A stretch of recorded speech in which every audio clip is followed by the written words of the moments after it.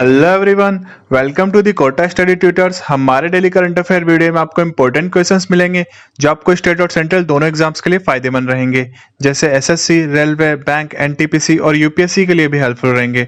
तो चलिए आज के सेशन की शुरुआत करते हैं। तो हमने कल एक क्विज क्वेश्चन पूछा था मैंने कि बगलिहार हाइड्रो पावर प्रोजेक्ट कौन सी नदी पर बना हुआ है। तो उस क्वेश्चन का आंसर था हमारा कि चिनाब नदी पर बना हुआ है। ठीक है, तो अब हम आज के क्विज क्वेश्चन की तरफ चलते हैं। तो हमारा आज का क्विज क्वेश्चन ये है कि प्रसिद्ध फारसी कवि अमीर खुसरो किसके दरबार में रहे थे।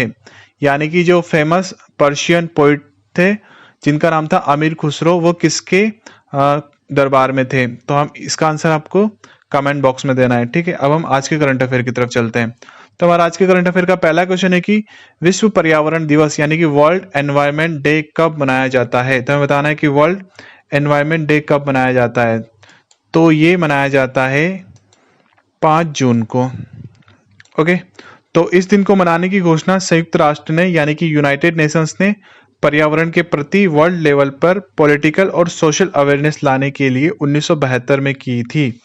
फिलहाल लॉकडाउन की वजह से दुनिया भर में एनवायरनमेंट की कंडीशन सुधरी है, लेकिन ये ज़्यादा दिनों तक ऐसा नहीं रहेगा। फिर से इंडस्ट्री के खुल जाने के बाद में वापस वही पोल्यूशन वापस फिर से स्टार्ट हो जाएगा। तो ये था हमारा पहला क्वेश्चन। अब हम अगले क्वेश्चन की तरफ चलते हैं। तो हमारा अगला क्वेश्चन है कि बाफ्टा यानी कि बाफ्टा के 73 वर्ष के इतिहास में अध्यक्ष के रूप में नॉमिनेट होने वाले पहले अश्वेत व्यक्ति कौन है। तो ये बताना है कि बाफ्टा के जो अध्यक्ष के रूप में किसको नॉमिनेट किया गया है। तो यहाँ पर इनका नाम है कृष्णेंदु मजूमदार। ठीक है, तो बाफ्टा की फुल फॉर्म यहाँ पे मैं बता देता हूँ। तो बाफ्टा का मतलब है British academy of film and television art, और ये लास्ट 35 सालों के बाद सबसे कम उम्र के हेड होंगे। और इन्होंने किसकी जगह ली है। तो इन्होंने पिप्पा हैरिस की जगह ली है। ठीक है, इन्होंने पिप्पा हैरिस की जगह ली है, और पिप्पा हैरिस अब डेप्यूटी चेयरमैन बनेंगे किसके, बाफ्टा के। तो ये था इनके बारे में। अब हम अगले क्वेश्चन की तरफ चलते हैं। तो हमारा अगला क्वेश्चन है कि जून 2020 में किसने इप्सिता दासगुप्ता को भारत का कंट्री मैनेजर नियुक्त किया है अपनी स्ट्रीमिंग सर्विसेज के लिए। तो हमें बताना है कि इनमें से किसने इप्सिता दासगुप्ता को कंट्री का मैनेजर अपॉइंट किया है अपनी स्ट्रीमिंग सर्विसेज के लिए। तो ये अपॉइंट किया गया है एप्पल के द्वारा इनको अपॉइंट किया गया है। तो एप्पल ने अपनी स्ट्रीमिंग सेवाओं के लिए इप्सिता दासगुप्ता को इंडिया कंट्री मैनेजर अपॉइंट किया है।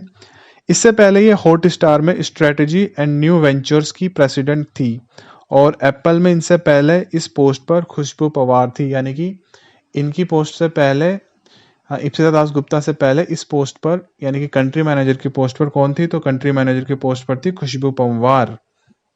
ओके, अब अगले क्वेश्चन की तरफ चलते हैं। तो हमारा अगला क्वेश्चन है कि जून 2020 में स्कॉट मॉरिसन के साथ निम्न में से किसने भारत ऑस्ट्रेलिया वर्चुअल समिट का आयोजन किया है। तो हमें बताना है कि इनमें से किसने स्कॉट मॉरिसन के साथ में एक वर्चुअल समिट का आयोजन किया है। तो यहाँ पर किया गया है नरेंद्र मोदी जी के द्वारा। ओके, तो ये पहली बार है जब मोदी जी ने बाइलेटरल वर्चुअल समिट यानी कि द्विपक्षीय वर्चुअल सम्मेलन आयोजित किया है, और ये ऑस्ट्रेलिया के साथ भारत के रिश्ते को और मजबूत करने का एक साइन है, जिससे कि दोनों देश एक दूसरे के साथ में इन्वेस्टमेंट और ट्रेड को आगे बढ़ाएंगे। अब मैं थोड़ा सा आपको ऑस्ट्रेलिया के बारे में बता देता हूँ। तो ऑस्ट्रेलिया की जो कैपिटल है उसका नाम है कैनबरा। ओके, और जो ऑस्ट्रेलिया में जो करेंसी चलती है वो कौन सी करेंसी चलती है। तो ऑस्ट्रेलिया में करेंसी चलती है ऑस्ट्रेलियाई डॉलर। ओके, तो ये था ऑस्ट्रेलिया के बारे में। अब हम अगले क्वेश्चन की तरफ चलते हैं। तो हमारा अगला सवाल है कि जून 2020 में निम्न में से किसने x Google chief financial officer यानी कि CFO जिनका नाम पैट्रिक पिचेट है, उनको बोर्ड चेयरमैन के रूप में नियुक्त किया गया है। तो हमें बताना है कि पैट्रिक को इसमें से किसका बोर्ड चेयरमैन के रूप में नियुक्त किया गया है। तो यहाँ पे नियुक्त किया गया है, अपॉइंट किया गया है ट्विटर में। ओके, तो गूगल के एक्स चीफ फाइनेंशियल ऑफिसर को बोर्ड का चेयरमैन बनाया गया है, और ट्विटर के बोर्ड ऑफ डायरेक्टर्स में ये 2017 में शामिल हुए थे, और ये 2008 से 2015 तक गूगल में CFO थे यानी कि चीफ फाइनेंशियल ऑफिसर थे। और पैट्रिक ओमिड कॉर्डेस्टोनी की जगह चेयरमैन बनेंगे। वैसे ओमिड भी ट्विटर के बोर्ड में रहेंगे, ठीक है। तो अमित भी ट्विटर के बोर्ड में रहेंगे, लेकिन बस जो चेयरमैन होगा वो किसको बना दिया गया है, वो पैट्रिक को बना दिया गया है। और जो ट्विटर के सीईओ कौन है, तो ट्विटर के सीईओ का नाम है जैक डॉर्सी। ठीक है। तो ये था इनके बारे में। अगले क्वेश्चन की तरफ चलते हैं। तो हमारा अगला सवाल है कि जून 2020 में नेशनल फर्टिलाइजर्स लिमिटेड के चेयरमैन और मैनेजिंग डायरेक्टर का अतिरिक्त प्रभार संभाला है। तो हमें बताना है कि नेशनल फर्टिलाइजर्स लिमिटेड के चेयरमैन और मैनेजिंग डायरेक्टर का एडिशनल चार्ज किसने संभाला है। तो एडिशनल चार्ज संभाला है यहाँ पर वीरेंद्र नाथ दत्त ने। ठीक है। तो ये अक्टूबर 2018 से कंपनी के मार्केटिंग डायरेक्टर हैं और अब ये चेयरमैन एंड मैनेजिंग डायरेक्टर भी बन गए हैं कंपनी के। और ये नेशनल फर्टिलाइजर लिमिटेड में शामिल होने से पहले गेल इंडिया में एग्जीक्यूटिव डायरेक्टर थे, जहां इन्होंने कंपनी के मार्केटिंग ऑपरेशंस को संभाला था। और अब ये क्या बन गए हैं, अब इनको मतलब एडिशनल चार्ज भी दे दिया गया है नेशनल फर्टिलाइजर्स लिमिटेड का चेयरमैन और मैनेजिंग डायरेक्टर का। ठीक है। अगले क्वेश्चन की तरफ चलते हैं। तो हमारा अगला सवाल है कि जून 2020 में पपुआ न्यू गिनी में अगले भारतीय उच्चायुक्त यानी कि हाई कमिश्नर किसे नियुक्त किया गया है। तो बताना है कि पपुआ न्यू गिनी में अगला हाई कमिश्नर किसको अपॉइंट किया गया है। तो यहाँ पर अपॉइंट किया गया है सुशील कुमार सिंघल को। तो ये presently ministry of external affair के जॉइंट सेक्रेटरी के रूप में कार्यरत हैं। और इनसे पहले पपुआ न्यू गिनी में हाई कमिश्नर कौन थे, तो इनसे पहले पपुआ न्यू गिनी में हाई कमिश्नर थे विजय कुमार। और अब इनकी जगह कौन लेंगे, तो विजय कुमार की जगह लेंगे सुशील कुमार सिंघल। ठीक है। तो ये था इनके बारे में। अगले क्वेश्चन की तरफ चलते हैं। तो हमारा अगला क्वेश्चन है कि जून 2020 में निम्न में से किसने 60 नए इंटरनेट सैटेलाइट को एक अन्य फॉल्कन 9 का उपयोग करके कक्षा यानी कि ऑर्बिट में लॉन्च किया है। तो इसमें से किस एजेंसी के द्वारा ये 60 इंटरनेट सैटेलाइट को लॉन्च किया गया। तो ये लॉन्च किए हैं स्पेसएक्स ने। ठीक है। तो इससे पहले भी एक रॉकेट लॉन्च किया गया था अप्रैल 2020 में, उससे भी 60 सैटेलाइट ले जाए गए थे। और मई 2019 से ये 8वां बेस था, यानी कि इससे पहले भी 60 सैटेलाइट मतलब 7 बार सैटेलाइट ले जाए गए थे और लोअर ऑर्बिट में। तो अब तक 482 सैटेलाइट भेजे जा चुके हैं। और इनका टारगेट क्या है, तो इनका टारगेट है 12,000 इंटरनेट सैटेलाइट भेजने का। मतलब अभी तो बहुत सारे सैटेलाइट भेजना है इनको लोअर ऑर्बिट में। तो ये था इनके बारे में। अगले क्वेश्चन की तरफ चलते हैं। तो हमारा अगला क्वेश्चन है कि निम्न में से किसने 2020-21 के लिए कॉन्फेडरेशन ऑफ इंडियन इंडस्ट्री यानी कि CII के अध्यक्ष के रूप में पदभार ग्रहण किया है। तो हमें बताना है कि कॉन्फेडरेशन ऑफ इंडियन इंडस्ट्री के जो नए चेयरमैन है वो कौन बने हैं। तो यहाँ पर नए चेयरमैन बने हैं उदय कोटक। ठीक है। तो यहाँ पर इनकी फोटो भी है। तो इनका नाम ये है उदय कोटक, इनका नाम उदय कोटक है। तो ये कोटक महिंद्रा, तो उदय कोटक कौन है, तो उदय कोटक कोटक महिंद्रा बैंक लिमिटेड के MD एंड CEO हैं। इन्होंने किर्लोस्कर सिस्टम लिमिटेड के चेयरमैन और मैनेजिंग डायरेक्टर विक्रम किर्लोस्कर की जगह ली है। और उदय कोटक के बाद में 2020 और 21 के लिए कॉन्फेडरेशन ऑफ इंडियन इंडस्ट्री के प्रेसिडेंट यानी कि अध्यक्ष टाटा स्टील लिमिटेड के CEO और MD TV नरेंद्रन होंगे। यानी कि अगले प्रेसिडेंट कौन बनेंगे, तो अगले प्रेसिडेंट बनेंगे TV नरेंद्रन। ठीक है। तो ये था इस क्वेश्चन के बारे में। अगले क्वेश्चन की तरफ चलते हैं। तो हमारा अगला सवाल है कि जून 2020 में बसु चटर्जी का निधन हो गया, वह किस क्षेत्र से संबंधित थे। तो हमें बताना है कि बसु चटर्जी कौन से फील्ड से थे। तो ये थे फिल्म निर्देशन फील्ड से। ठीक है। तो 93 साल की उम्र में इनकी डेथ हुई है। और इनका जन्म कब हुआ था, तो इनका जन्म हुआ था 30 जनवरी 1930 को। कहाँ पर हुआ था, राजस्थान के अजमेर में हुआ था। इन्होंने अपने करियर में कई हिट फिल्में दी है। इनकी फिल्में आज भी ताज़ा लगती है जैसे रिलीज होने के समय पर थी। और इनको 7 बार फिल्म फेयर अवार्ड भी मिला है। दुर्गा फिल्म के लिए इनको 1992 में नेशनल फिल्म अवार्ड भी मिला था। और 2007 में आईफा ने लाइफ टाइम अचीवमेंट अवार्ड से नवाजा भी था इनको। और इनकी जो मशहूर फिल्में थी, जो फेमस फिल्में थी, उनके नाम मैं आपको बता देता हूँ। तो रजनीगंधा एक मूवी जो कि बहुत फेमस थी, वो कब आई थी, 1974 में आई थी। एक और मूवी थी जिसका नाम है छोटी सी बात, जो कि 1975 में आई थी। एक और इनकी फेमस मूवी थी जिसका नाम है खट्टा मीठा, वो 1978 में आई थी। और 1978 में एक और मूवी आई थी जिसका नाम था दिल लगी। तो ये था इनके बारे में। अगले क्वेश्चन की तरफ चलते हैं। तो हमारा अगला क्वेश्चन है कि PM के प्राइवेट सेक्रेटरी राजीव तोपनो को कहां पर एग्जीक्यूटिव डायरेक्टर का सीनियर एडवाइजर नियुक्त किया गया है। तो बताना है कि जो राजीव तोपनो है, इनको इनमें से कौन सी ऑर्गेनाइजेशन के एग्जीक्यूटिव डायरेक्टर का सीनियर एडवाइजर अपॉइंट किया गया है? तो यहाँ पर इनको अपॉइंट किया गया है वर्ल्ड बैंक के एग्जीक्यूटिव डायरेक्टर का सीनियर एडवाइजर।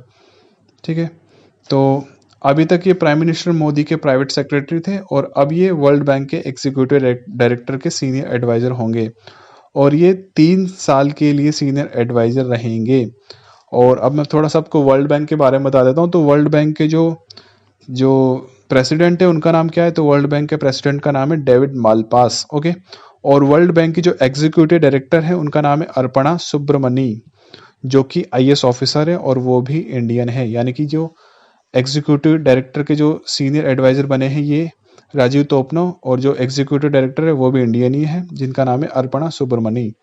अब हम अगले क्वेश्चन की तरफ चलते हैं। तो हमारा अगला क्वेश्चन है कि किस देश में मौजूद साइबेरिया में पावर प्लांट से नदी में डीजल का रिसाव होने पर इमरजेंसी की घोषणा कर दी है? तो बताना है कि एक पावर प्लांट से डीजल का रिसाव होने के कारण वो डीजल पूरी नदी में बह गया, तो इसके कारण इमरजेंसी की घोषणा कर दी है। तो कौन से देश में की गई इमरजेंसी की घोषणा? तो वो की गई है रूस में, यानी कि रशिया में। ठीक है, तो यहाँ पर डीजल का रिसाव 29 मई को ही हो गया था। तो और रशियन एडमिनिस्ट्रेशन को इसकी जानकारी तब मिली जब डीजल अंबरनाय रिवर तक पहुंच चुका था और यहाँ पर 20,000 टन का डीजल का रिसाव हुआ है। फिर इसके बाद में प्रेसिडेंट पुतिन ने इमरजेंसी की घोषणा कर दी और ये पावर प्लांट मॉस्को से लगभग 3,000 किलोमीटर दूर है। अब आगे क्या होगा? तो इस अंबरनाया रिवर का पानी एक झील से मिलता है जिसका पानी दूसरी नदियों से होते हुए आर्कटिक सागर तक पहुंचता है।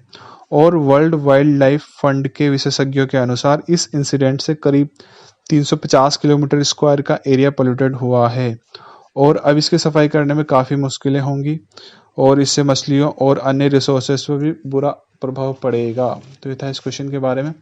अब अगले क्वेश्चन की तरफ चलते हैं। तो हमारा अगला क्वेश्चन है कि भारत सरकार ने विदेशों से लौट रहे भारतीय नागरिकों को अपने देश में रोजगार देने के लिए कौन सी योजना शुरू की है?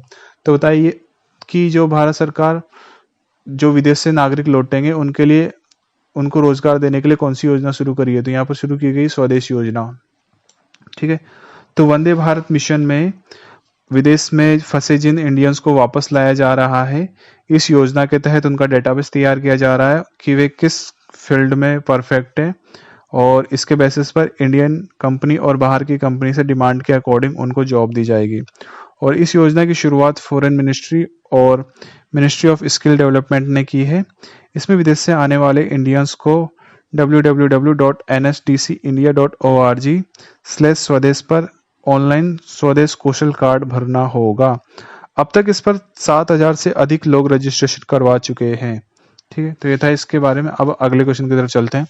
तो हमारा अगला क्वेश्चन है कि किस राज्य में हथीनी को विस्फोटक भरा अनानास खिलाने से उसकी मौत हो गई, जिसकी खबर देश भर में चर्चित है? तो बताना है कि कौन सी जगह पर हथीनी को मतलब जो विस्फोटक से भरा हुआ पाइनएप्पल खिलाया गया है? तो ये खिलाया गया है केरल राज्य में। ठीक है, तो केरल के मल्लापुरम में प्रेग्नेंट हथीनी के पाइनएप्पल खाने से उसका मुंह फट गया था और दांत भी टूट गए थे उसके। वो 3 दिन तक पानी में खड़ी रही और 27 मई को उसकी डेथ हो गई थी। और वहां के मुख्यमंत्री विजयन ने कहा है कि मामले की जांच जारी है। केरल पुलिस ने 3 जून को एफआईआर भी दर्ज की थी। तो ये था इसका मामला। अगले क्वेश्चन की तरफ चलते हैं। तो हमारा अगला क्वेश्चन है कि भारत सरकार ने तबलीगी जमात में शामिल होने वाले 2200 से अधिक विदेशी नागरिकों के भारत आने पर कितने साल का प्रतिबंध लगा दिया है?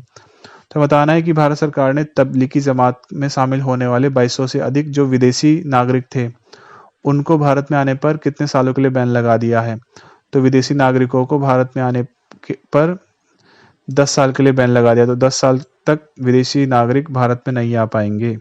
ठीक है, तो इन पर वीजा नियमों का उल्लंघन करने का आरोप लगाया गया है और इंडियन गवर्नमेंट ने इन देशों के 2200 जमाती लोगों को 10 साल तक भारत आने पर ब्लैकलिस्ट कर दिया है। और कौन कौन से देश से आए थे? तो वो आए थे Mali, Nigeria, Sri Lanka, Kenya, Djibouti, Tanzania, South Africa, Myanmar, Thailand, Bangladesh, Australia और नेपाल से आए थे वो सारे 2200 लोग। अब हम अगले क्वेश्चन की तरफ चलते हैं। तो हमारा अगला क्वेश्चन है कि भारत और किस देश ने 4 जून 2020 को एक दूसरे के मिलिट्री बेस का उपयोग करने का एग्रीमेंट किया है? तो हमें बताना है कि इनमें से कौन से देश ने एक दूसरे का जो मिलिट्री बेस है उसका यूज करने का एग्रीमेंट साइन किया है? तो यहाँ पर एग्रीमेंट साइन किया गया ऑस्ट्रेलिया के द्वारा। ठीक है, तो ऑस्ट्रेलिया और इंडिया ने डिसाइड किया है कि वे एक दूसरे के मिलिट्री बेस का यूज करेंगे और चाइना की गतिविधि पर लगाम लगाने के लिए ये बड़ा डिसीजन माना जा रहा है। और इस वर्चुअल समिट में 2 डिक्लेरेशन और कुल 9 एग्रीमेंट भी हुए हैं। कौन सी समिट में? जो कि इंडिया और ऑस्ट्रेलिया की समिट हुई थी, वर्चुअल समिट, उसमें 2 डिक्लेरेशन हुए हैं और कुल 9 एग्रीमेंट भी हुए हैं। तो ये था हमारा आज का वीडियो। अगर आपको हमारा वीडियो अच्छा लगा तो वीडियो को लाइक करें, चैनल को सब्सक्राइब करें और अपने दोस्तों में इस वीडियो को शेयर जरूर करें। So take care, bye bye, always smart, जय हिंद, जय भारत।